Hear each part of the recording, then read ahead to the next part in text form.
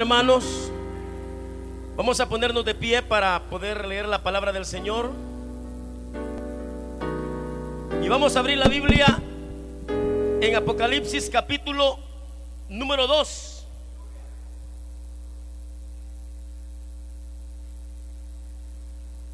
Capítulo número 2 del libro de Apocalipsis.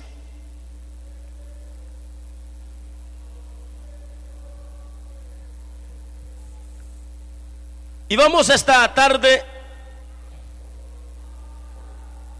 antes de leer la palabra del Señor, a orar para que Dios nos hable con su palabra. Y en esta oración también vamos a incluir una petición que ha llegado hasta este púlpito por mi hermana Ana Marina Ramos. Está enferma y quiere sanidad del Señor. Vamos a orar antes de leer la palabra del Señor. Cierre sus ojos. Bendito Dios que estás en los cielos, muchísimas gracias, Padre eterno, por la oportunidad que tenemos de poder acercarnos ante tu trono de misericordia y de gracia para recibir de ti, Señor, ese favor, ese amor, ese poder. Gracias, Padre, porque en tu misericordia nos das este medio que es la oración para traer nuestras necesidades delante de ti. Queremos rogarte, Señor, que nos hables con tu palabra, pero también que tú extiendas tu mano poderosa sobre nuestra hermana Ana Marina. Que tú, Señor, te glorifiques extendiendo tu mano poderosa, sanando, quitando toda dolencia, quitando todo estorbo del diablo en su salud. En el nombre de Cristo Jesús creemos que hay poder en la oración y que hay poder también, Señor, cuando dos o tres nos ponemos de acuerdo acerca de cualquier cosa aquí en la tierra. Señor, obra en su vida, que haya testimonio de que tú has obrado esta tarde en esta oración. También te rogamos que nos hables con tu palabra, enviándola, y que tu Espíritu Santo se mueva mientras entregamos este mensaje, Señor. Habla a tu pueblo, edifícalo, consuélalo, fortalécelo, de tal manera que esta iglesia sea, Señor, edificada, consolada, salga bendecida, se vaya a sus hogares satisfecha de haber recibido de tu mano la respuesta a su necesidad, en el poderoso nombre de Cristo Jesús. Amén, Señor, y amén.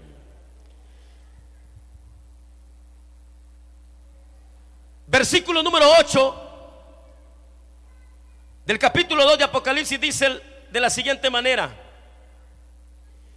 y escribe al ángel de la iglesia en Esmirna, el primero y el postrero, el que estuvo muerto y vivió, dice esto: yo conozco tus obras y tu tribulación y tu pobreza, pero tú eres rico, y la blasfemia de los que se dicen ser judíos y no lo son, sino sinagoga de Satanás. No temas en nada lo que vas a padecer. He aquí que el diablo echará a alguno de vosotros en la cárcel para que seáis probados, y tendréis tribulación por 10 días. Sé fiel hasta la muerte, y yo te daré la corona de la vida. El que tiene oído, oiga lo que el Espíritu dice a las iglesias. El que venciere no sufrirá daño de la muerte segunda. Amén. Siéntense, por favor.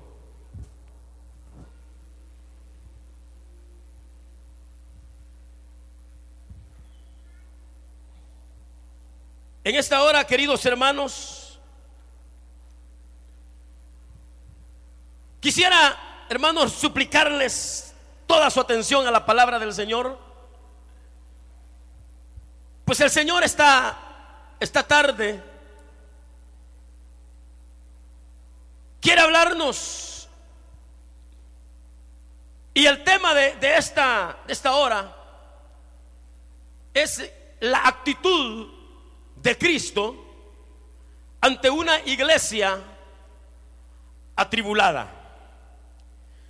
¿Cuál es la actitud de nuestro Señor Jesucristo ante una iglesia que está experimentando la tribulación, que está experimentando la prueba?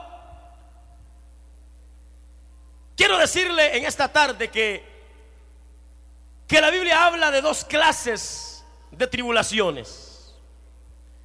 La primera de ellas es aquella tribulación que el creyente o todos los elegidos del Señor que somos parte de su iglesia debemos atravesar en esta tierra, o que atravesamos en esta tierra.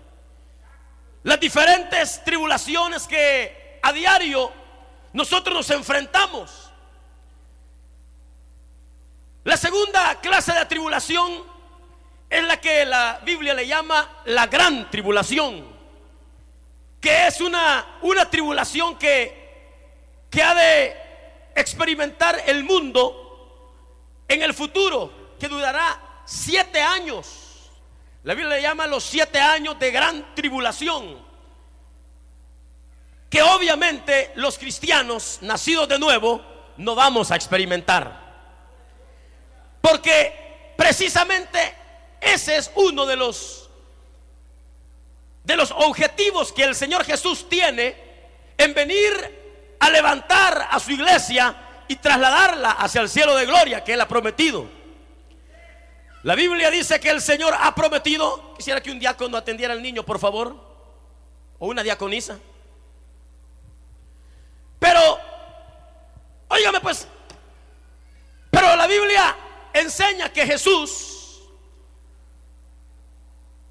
inminentemente puede aparecer en las nubes para levantar a su iglesia, a su pueblo. Y uno de los objetivos de venir es librar a la iglesia de esa horrenda prueba que ha de experimentar el mundo entero, llamada la gran tribulación.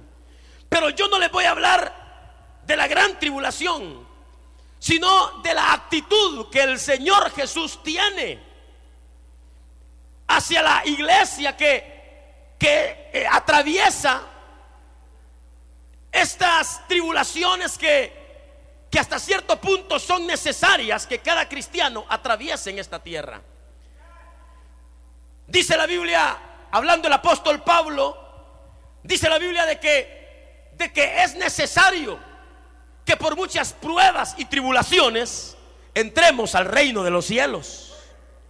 En pocas palabras, la vida cristiana está marcada para poder vivir en esta tierra, quizás basada en una serie de circunstancias difíciles, que al verdadero cristiano, lejos de debilitarlo o alejarlo del Señor, lo hace fuerte y lo hace brillar más para la gloria de su Señor. Sin embargo, el cristiano tiene diferentes reacciones hacia las tribulaciones. Una de ellas es la de glorificar a Dios en medio de ella. Muchas veces el cristiano se regocija, alaba al Señor, da la gloria a Dios en cada tribulación o en cada prueba que atraviesa. La otra reacción que muchas veces, y que es la más común dentro de la cristiandad, es la de quejarse delante de Dios y como cerrarse a la voluntad de Dios en las diferentes tribulaciones que atravesamos. No sé si me estoy explicando esta tarde, pero la mayoría de los cristianos lo que hacemos cuando llega el momento de la prueba o de la tribulación es poner el grito en el cielo y le decimos a Dios: Dios, ¿por qué? ¿Por qué mi hijo está enfermo? ¿Por qué la muerte de un ser querido? ¿Por qué la pérdida del trabajo? ¿Por qué el desprecio? ¿Por qué la resequedad espiritual? ¿Por qué el dolor? ¿Por qué el llanto? ¿Por qué esta carga en mi alma? Y pareciera de que nosotros no hemos entendido que es necesario que por las tribulaciones y por las pruebas que atravesamos, hermanos, nosotros de ella podemos sacar el mejor provecho para hacer un olor fragante delante de nuestro Dios. Pero yo no les voy a hablar de su actitud y de la mía ante la tribulación o ante las tribulaciones, sino que el tema de esta tarde es más que todo la actitud que Cristo tiene ante el momento de las tribulaciones que nosotros atravesamos. Quiero decirle que muchas veces nosotros esperamos que la actitud del Señor sea una actitud, hermanos, ¿qué le voy a decir? Una actitud tipo 911, una actitud tipo el número de los bomberos, que en el momento del fuego, en el momento del asalto, en el momento del peligro, aparezca para protegernos, librarnos y auxiliarnos. Pero muchas veces es lo contrario. A veces la actitud de Cristo, y creo que es la más común del Señor, muchas veces Él se queda quieto. Él muchas veces espera a ver cuál es nuestra reacción ante la prueba y la tribulación. Sin embargo, aunque Él no esté actuando quizás en el momento de una manera visible o física, nosotros debemos de saber que Él tiene el control cuando nosotros estamos en las tribulaciones. Fíjese de que hemos leído una de los pasajes que para mí en lo personal es de mucha edificación, es de mucha fortaleza, porque habla de una iglesia que estaba atravesando en el momento que el Señor le envía un mensaje a través del ángel, a través de Juan. Dice la Biblia de que la iglesia estaba atravesando una situación de carácter, hermano, doloroso, terrible. Sin embargo, la actitud de Cristo ante esta iglesia no fue una actitud de defensa, no fue una actitud de desenvainar su espada y salir en defensa de su pueblo, sino que fue una actitud extraña, una actitud que, aunque visiblemente el Señor no estaba obrando, y como ya lo dije hace un momento, el Señor sabía lo que estaba haciendo con su pueblo. Fíjese de que ya lo hemos explicado, son 7 iglesias a las que se les envía un mensaje diferente, y solamente 2 iglesias de ellas son consideradas como iglesias sin reproche, como iglesias aprobadas por el Señor. Una de ellas es la que hemos leído, la llamada de Esmirna, y la otra iglesia es la de Filadelfia, la número 6, la iglesia fiel, la iglesia que recibe del Señor, hermano, la aprobación de su conducta aquí en la tierra. Sin embargo, cada iglesia, desde Éfeso hasta la iglesia de Laodicea, que es la última iglesia a la cual se le envía el mensaje, dice la Biblia de que cada una de esas iglesias, el Señor se presenta ante ella, primero con una característica de su realeza o de su gloria presente aquí en la tierra. A la iglesia de Éfeso el Señor se le presenta como el que tenía los ojos como llama de fuego, dando a entender que ante su mirada no se escapa nada. Porque la iglesia de Éfeso, aunque recibió elogio del Señor, tuvo la queja del Señor que había perdido su primer amor. Externamente todo iba bien, tenía celo y trabajaba de una manera ardua, pero el ojo humano no podía ver lo que el Señor sí miraba, y era que había menguado en su calidad de amor hacia el Señor.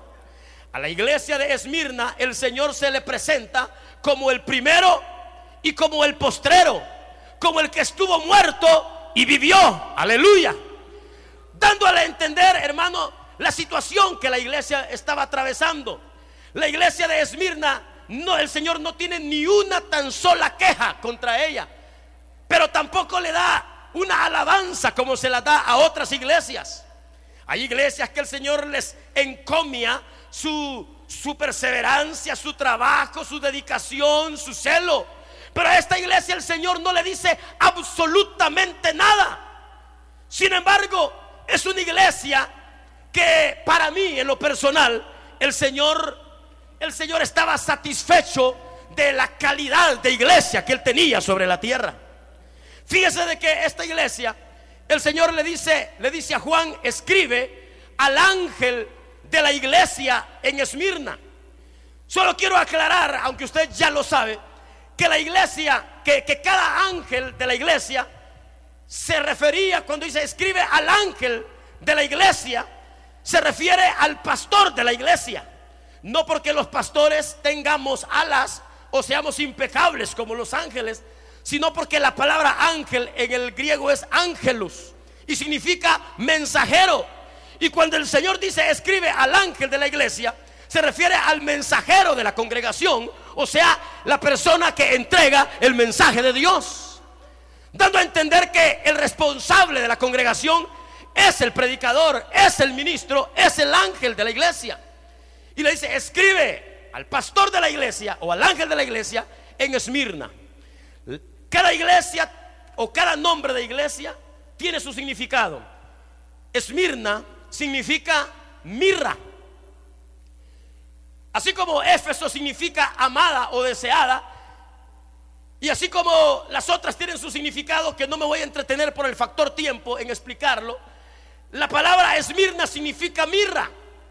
Y en los días en que la iglesia de Esmirna o de Mirra estaba sobre la tierra, que históricamente hablando fue una iglesia que tuvo su periodo aquí en la tierra entre los años 64 después de Cristo hasta el año 312, una iglesia que se le denomina la iglesia pobre pero rica, una iglesia que aunque tenía pobrezas materiales, gozó de la riqueza espiritual que solo Dios puede dar.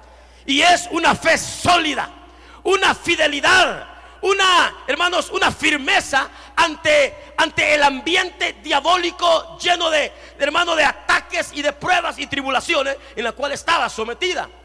Esta iglesia, en los días que se le envió la carta, según los historiadores dicen de que en la época que recibió la carta a la iglesia, el pastor era un discípulo de Juan, el teólogo, un hombre fiel llamado Policarpo. Este Policarpo era un pastor que estaba a cargo de la iglesia en Esmirna, y en esos días este pastor estaba al frente de la iglesia, mientras que la iglesia estaba viviendo en un ambiente de persecución de parte del Imperio Romano. Cuenta la historia que a Policarpo lo mataron por causa de su fe en Cristo. Lo mandaron a matar solamente por ser cristiano.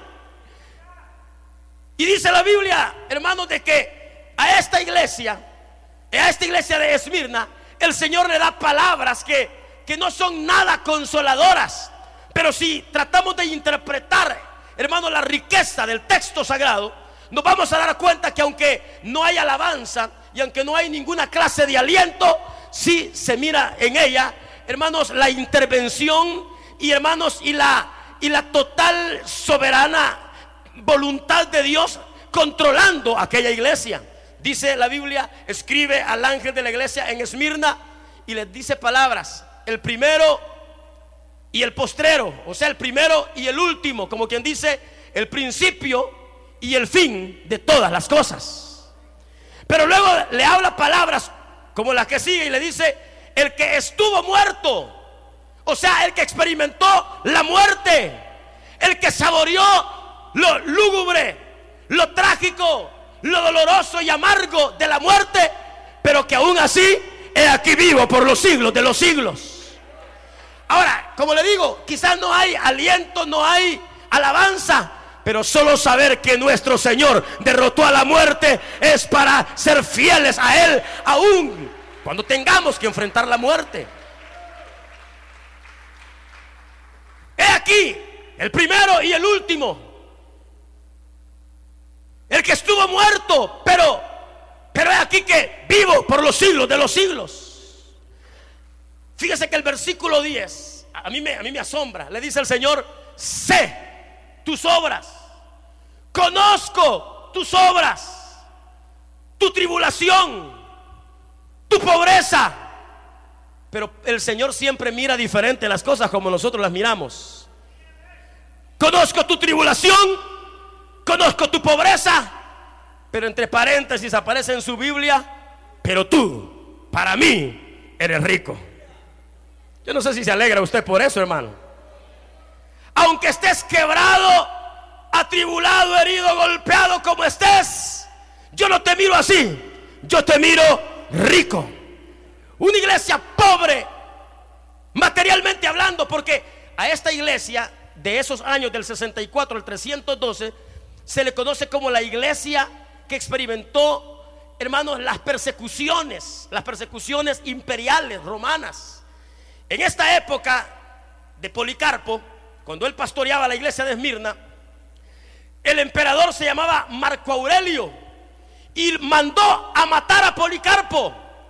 Lo mandó a matar sencillamente por ser hijo de Dios, por ser cristiano, por creer que no hay otro nombre bajo el cielo dado a los hombres en quien podamos ser salvos. Cuentan los historiadores que venía una procesión pagana, toda la gente en Roma adorando ídolos, cantándole a los ídolos, postrándose ante los ídolos, dando su dinero para los ídolos, como lo hace mucha gente en la actualidad. Policarpo se pronunció en contra de la idolatría y les dijo de que los ídolos de las naciones no son nada, que el único Dios verdadero es el que está sentado en el trono. ¿Sabe qué sucedió? ¿Sabe qué sucedió? En el momento lo aprenden, lo golpean, lo dejan casi muerto y es sentenciado a la hoguera. Y Policarpo, ya sentenciado a muerte, Policarpo dice: quiero que me concedan una petición. A todos los condenados a la hoguera, a ser quemados, los amarraban ante un palo, un tronco. Los amarraban para que no se retorcieran y para que no trataran de huir de las llamas del fuego. Policarpo dijo: yo quiero que a mí me concedan que no me amarren, porque quiero saborear la muerte, porque es una muerte por causa de mi amado Señor Jesucristo. Dicen los historiadores, Juan Fox es uno de ellos, dice de que le concedieron la petición y no lo amarraron. Pero lo que le estoy diciendo no está en la Biblia, es historia y muy fidedigna. Pero dice la historia de que mientras le prendían fuego a aquel hombre, milagrosamente, igual que aquellos 3 hebreos, aquel hombre no agarraba fuego, sino que el fuego se hacía como un aro alrededor de él y no se quemaba, porque el Señor sabe manifestar su poder y su gloria para sus hijos. Sin embargo, óigame esto: aunque no fue muerto por las llamas, dice que el emperador obligó a un procónsul para que viniera y lo atravesara con una espada. Pues aunque no murió por las llamas, sí fue muerto por la espada. Y ya muerto por la espada, vienen los súbditos del emperador y le prenden fuego. Y cuando le prenden fuego a aquel hombre, hermanos, comienza a quemarse. Y dice que no dejaron que lo tocara hasta que se quemara todo. Hasta después vinieron los hermanos a recoger los restos de huesos, hermanos, ahumados, y le dieron cristiana sepultura. Lo lindo del caso es esto, hermano, que la iglesia, lejos de acobardarse, la iglesia, lejos de quejarse y de andar llorando y andar temblando ante un mundo que estaba en contra de ellos, la iglesia sabía honrar a Dios con fidelidad en medio de las pruebas. Porque Dios merece fidelidad, honra, gloria y ser honrado con nuestra fe. Fíjese, dicen, yo no lo vi por supuesto, pero sí lo leí, pero dicen de que los espectadores, óigame, los espectadores de aquel espectáculo, valga esa redundancia, dice que solo de ver morir a aquel hombre se convertían a la fe cristiana. Se le acercó el procónsul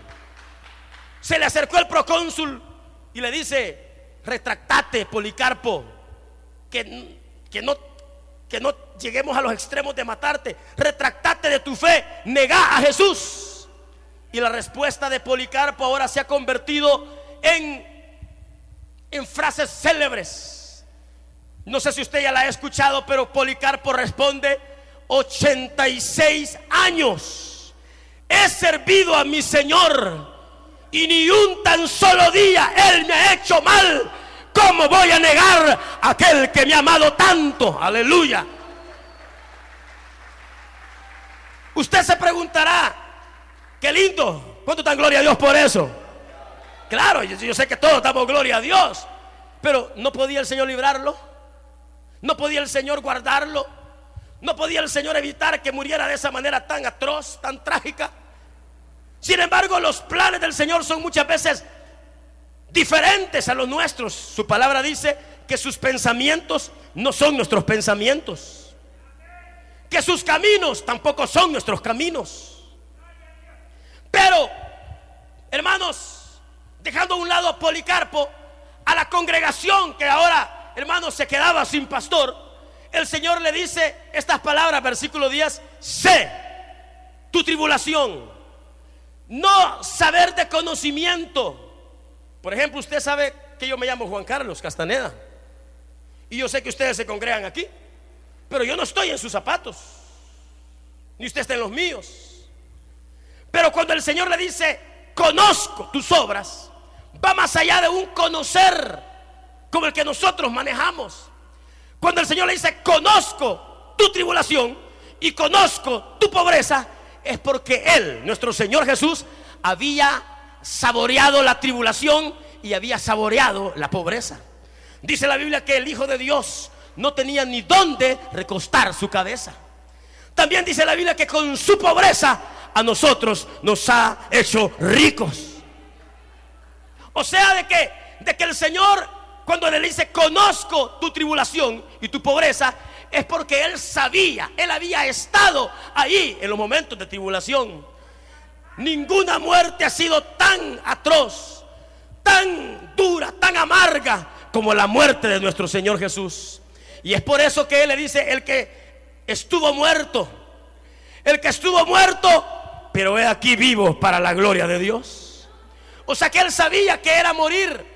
Él sabía que era que le dieran con el látigo en la espalda. Él sabía que era que le escupieran el rostro y le mesaran la barba. El Señor sabía lo que era, hermanos, la vara, la corona de espinas, los clavos en la cruz. Él sabía lo que era estar colgado, agonizando por más de 6 horas en la cruz. Él sabía lo que era sentir aquellas garras heladas de la muerte. Él había saboreado, había experimentado la tribulación, la muerte misma.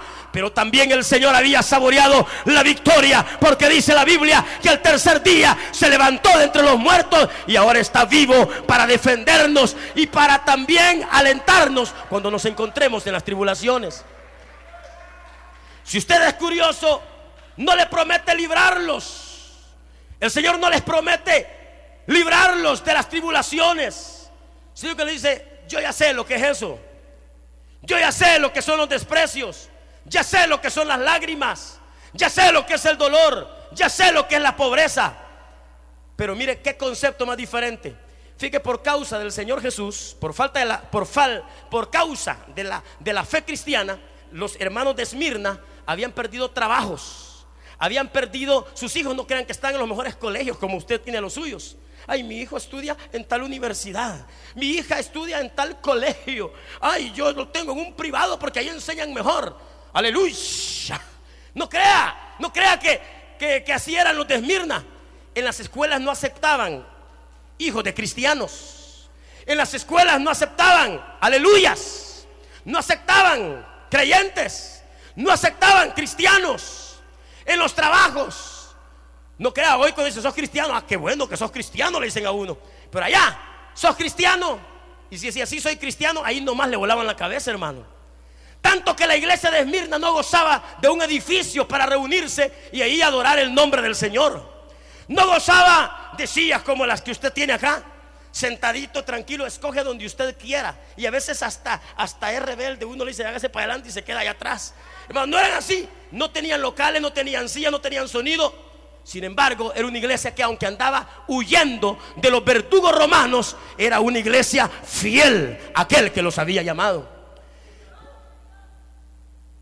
La ciudad de Roma fue incendiada muchas veces, tantas veces que que como era una ciudad rica en materiales de construcción como la arena, la grava, escarbaban grandes túneles para poder reedificarlas cada vez que las quemaban. El último que la quemó fue el mismo Nerón, el mismo emperador romano.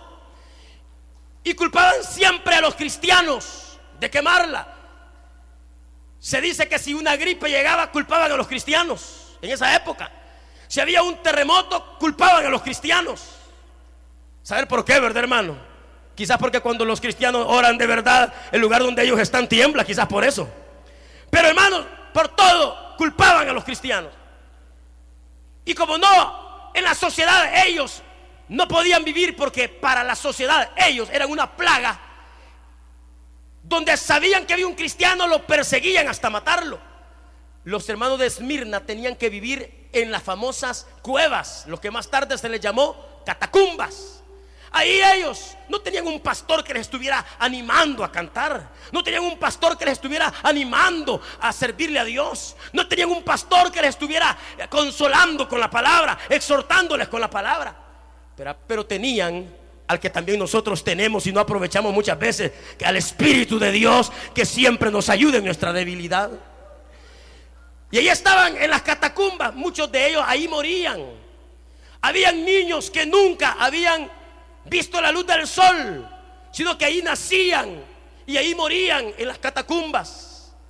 Pero no me voy a extender, hermano, yo quiero finalizar, solo quiero dejar claro el mensaje de esta tarde, de cómo es que actúa, qué es lo que el Señor hace ante una iglesia que experimenta cualquier tipo de tribulación.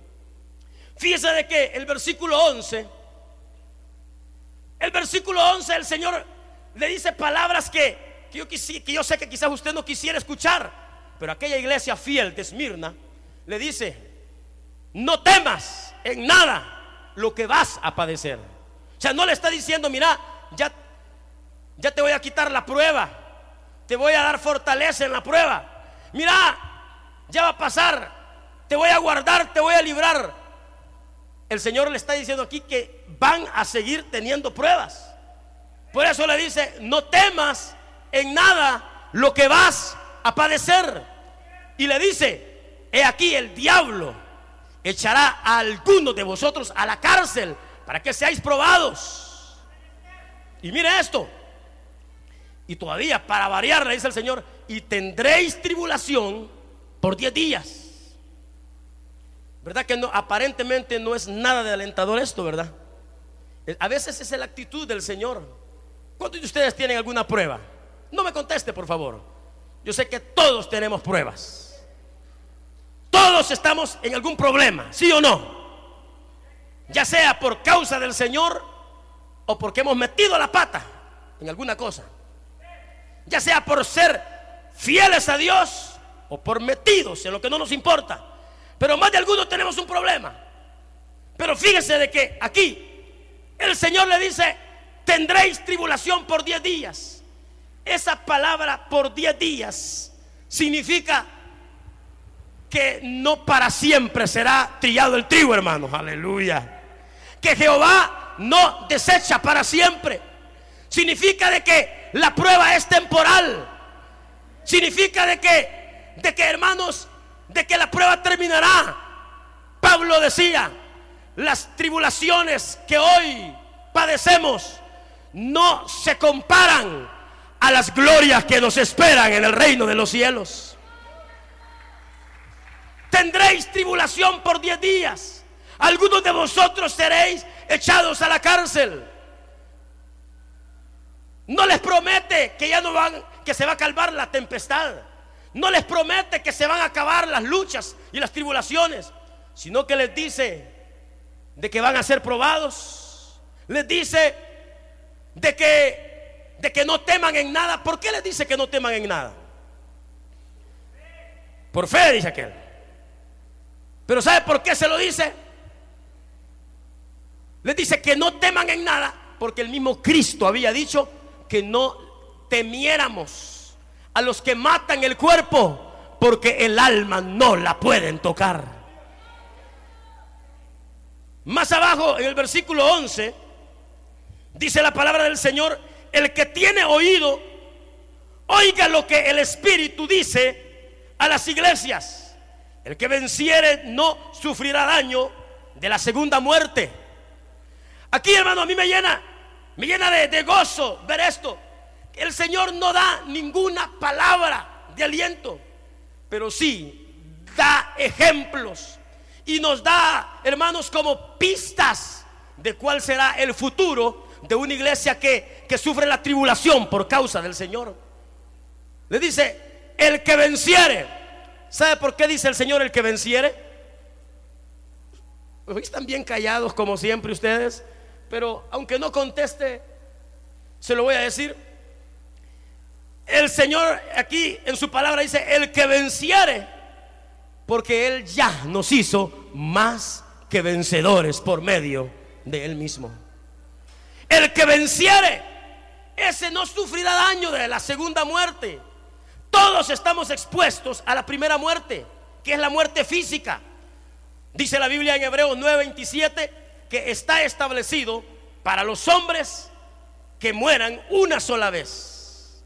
Claro, los únicos que no van a ver muerte o no vamos a ver muerte somos los que estemos vivos cuando suene la trompeta y nos vayamos con el Señor. Pero de ahí, todos los hombres deben de experimentar la muerte. La primera muerte, la física, la que no hace daño, la que al contrario para el cristiano le es una bendición, porque cierra sus ojos aquí en la tierra y los abre cara a cara delante de su maestro.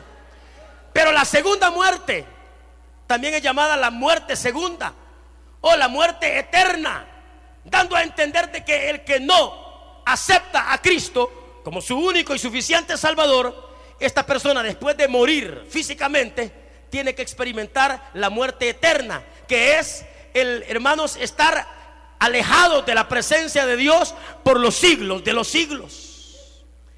Fíjese que solo le voy a contar esto, se me viene a la mente. El emperador Nerón, un tipo que mandó hasta asesinar hasta su misma madre, cuando quería sentarse en sus jardines, y como en esa época no había luz eléctrica y quería iluminar sus jardines, mandaba a sacar de la cárcel a un par de cristianos, les prendía fuego para que iluminaran sus jardines. Mire qué hijo del diablo este. Sin embargo, hay hombres de Dios que han dicho que con la sangre de esos mártires la semilla del evangelio, hermano, fue regada. Y es por eso que en vez de apagarse la llama del evangelio, en esa época surgieron verdaderos cristianos que supieron dar su vida por causa del Señor. Hoy hay cristianitos aquí que dicen: yo vivo para Cristo, pero no viven ni bien para Cristo. ¿Cómo van a morir por Cristo, hermano? Pero imagínense, el Señor aquí promete que la segunda muerte no le hará daño a un verdadero cristiano. Yo finalizo, hermano, finalizo para que usted medite en lo que yo acabo de predicar en esta tarde. Pero solo le voy a decir una cosa: el Señor conoce su tribulación, conoce su problema, conoce su necesidad, conoce el Señor su angustia, sus lágrimas. Él conoce la pobreza, la enfermedad, el desprecio, la soledad, la aflicción, el luto, cualquier situación amarga que usted esté atravesando, Él la conoce. No hay prueba, por difícil que sea, que el Señor no la entienda, porque nadie sufrió tanto como sufrió el Señor por causa de nosotros.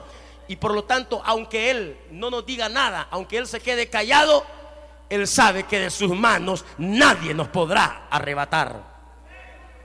Pablo decía: por lo cual estoy seguro que ni la muerte, ni la vida, ni ángeles, ni principados, ni las potestades, ni la espada, ni el cuchillo, ni lo presente, ni lo porvenir, ni ninguna cosa creada nos podrá separar del amor de Dios que es en Cristo Jesús, Señor nuestro. Antes bien, decía Pablo, ante todas estas cosas que acabo de mencionar, somos más que vencedores por medio de nuestro Señor Jesucristo. Quizás usted tenga años de estar orando por una prueba.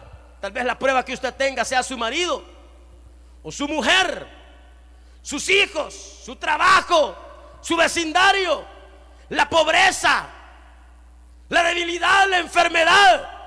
No sé cuál sea la tribulación que usted esté atravesando. Y quizás usted viene con la expectativa que Dios le hable y Dios no le dice nada. Y usted ora y Dios no lo sana. Y usted pide y usted no recibe. No es que Dios no le ame, no es que Dios no tenga control, no es que usted no sea elegido de Dios, es que Él quiere glorificarse en medio de su prueba. Le decía de que Esmirna significa mirra. La mirra es una planta que al triturarla, que al aplastarla, que al machacarla, mientras se está aplastando, comienza a emitir un olor agradable.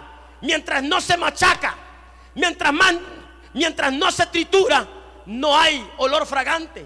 Incluso dicen de que al mezclar la mirra machacada con aceite de oliva se obtiene uno de los mejores perfumes, de los más exquisitos que pudieron haber o pueden haber.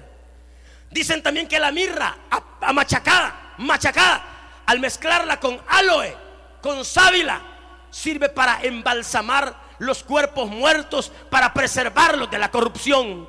La iglesia de Esmirna, la prueba, la tribulación la había machacado tanto que en medio de esa tritura por parte del yugo de Satanás, y mientras más era atribulada y mientras más era aplastada, más olor fragante le daba al Dios de la gloria. Es por eso que Cristo no le dice nada. El Señor sabe quiénes son sus hijos, hermanos. No murmure cuando se encuentre fregado, no se queje, mejor alabe el nombre del Señor. Mézclele el aceite de oliva que representa al Espíritu Santo y usted será un perfume agradable delante del Señor. Al mezclarla, dicen los estudiosos, con aloe, sirve para preservar los cuerpos muertos. Mézclele usted como mirra. Si está siendo aplastado, triturado, si está llorando, si está triste por cualquier situación, alabe a Dios. No se suelte de la mano del Señor y usted será olor grato para el Señor, y se preservará su alma también de la corrupción y del sistema de este mundo. Este mundo quisiera que fuéramos de Él, pero no somos de Él, somos del Rey de Reyes y Señor de Señores. Estamos en el mundo, pero no somos del mundo. Vivimos aquí en la tierra, pero no somos de la tierra, somos del cielo, hermanos. Por lo tanto, hermanos, el mensaje de Dios esta tarde es cuál es la actitud de Cristo ante usted y ante mí cuando somos atribulados. ¿No siente la presencia del Señor cuando está en prueba? No se aflija, que aunque no lo sienta, Él está ahí para sostenerlo. Hoy voy al culto y quiero que me hables porque traigo tal necesidad, y Dios no le habla. No se aflija, que aunque no le hable, Él está ahí cuidándolo. Me siento débil, me siento que ya no aguanto. Se sienta como se sienta. Usted solo créale a Dios, alabe a Dios, sírvale a Dios en medio de cualquier prueba, y se va a dar cuenta que el final será glorioso. Vamos a orar en esta tarde. Pongámonos todos de pie.